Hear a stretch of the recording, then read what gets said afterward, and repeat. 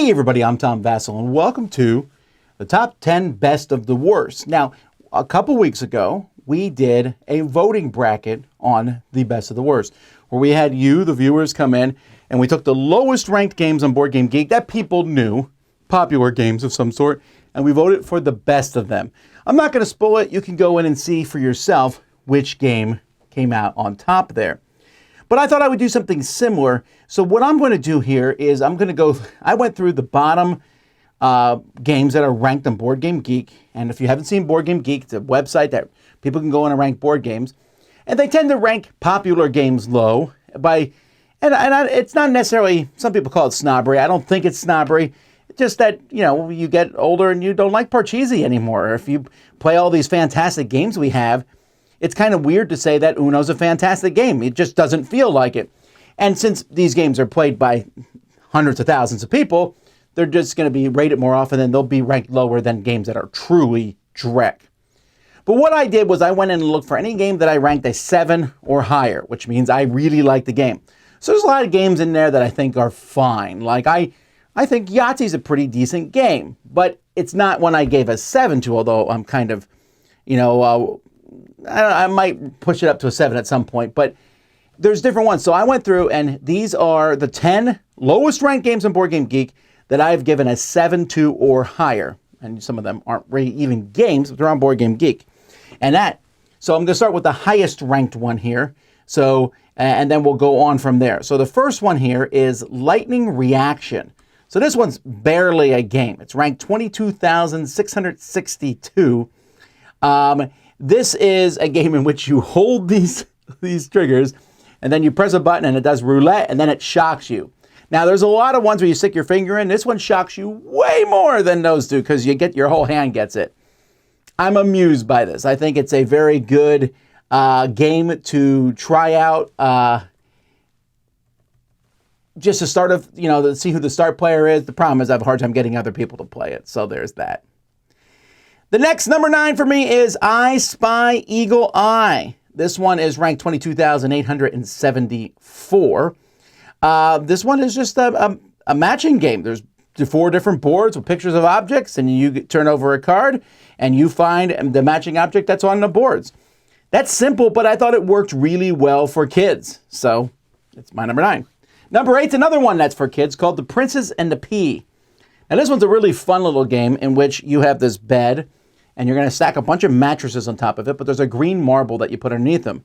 So as you stack the mattresses, they start getting wibbly-wobbly near the top until one falls off. This is a game for very young children, but I think it's a dexterity game that not only has a fun story behind it, The Princess and the Pea, but also works really well. It's done extremely well for Hoppa. They've sold many copies of it. I like it.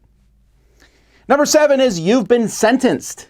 You've Been Sentenced is a game that comes with pentagonal cards. And I try not to hold it against it because I do not like cards that are weird shapes. But all these cards have different words around the outside. You get dealt them, you build a sentence out of them. They're weird sentences, but the cards do a good job. Like on the outside of a card, it might say run, ran, to run, having run, whatever. There'll be different things. So it's possible to make some weird, funny sentences out of it. And it's a party game I like. Number 6 is Joe Name It. It's not a great name. This is a little game from GameRight in which they'll ask a question. So let's see. A question they have here is name a music group with blank members. You then roll a die and it will say 3. So name a music group with 3 members and the first person to shout it out. Name a movie with blank sequels or name blank sports played without a ball. First person to shout it out. It's very simple. There's 200 cards in the game. Because there's different cards with different numbers, I think it can be played over and over again pretty easily. I don't know. I like it. The next game on my list is 3 Wishes. This one's ranked 23,327. This one I like a lot. It's a little tiny game from Strawberry Studios, which was a studio, and I don't even know if it exists anymore, from NSKN, which was bought by Board and Dice, of just small little games. Has a little bit of memory. You're trying to figure out where these wishes are, and you're trying to have different wishes. You want to wish for world peace or whatever, but you also want to wish maybe for a lot of money. And so the cards are being passed around between the players. And I found this to be a nice, light, simple game. Number 4 is 5 Second Rule, which is, of all the games on my list, the only one that made our thing or brackets that we did. But 5-second rule just has this spinning thing, and you have 5 seconds to name something. Name 3 continents. Name 3 people on the Beatles. Whatever it might be. Simple, fun, and I've always had it be a blast. 5-second rule. Number 3 is Bop It. Now, Bop It is a tough one because I'm not particularly good at Bop It. There's a lot of Bop It's. Bop It, is it really a game? You know, well, stay tuned because the next 2 are, you might think the same about them. But Bop It for me, I don't know what I've ranked Bop It actually, but in some instances I might want to I gave it a 7. But you know, my daughter had sort of a lot of operations, and it's essentially as if she's had a stroke. And so half of her body does not work very well. She can only use one hand. And she can beat every Bop It in existence, and she plays it for hours. And it's sentimental, but that's why it's there. You know, it's a big deal to me. She likes it. I've bought her all different ones, bought her a Star Wars one, all sorts of them. So yay for Bop It. Also, I know Bop It has done really, really well for the designer, has sold quite a few of them. Number 2 is a game I'm kind of surprised. So the lowest ranked game on Board Game Geek is Tic-Tac-Toe. My second lowest here is ranked 24,241, and it's Toss-A-Cross. It's Tic-Tac-Toe, but with beanbags. I don't know why this game gets so much hate. I like beanbags, or cornhole if that's what you play, where you throw the beanbag and you're trying to make it land and flip the things over. And if it's another letter, you can flip it back to the middle or then you flip it to your own.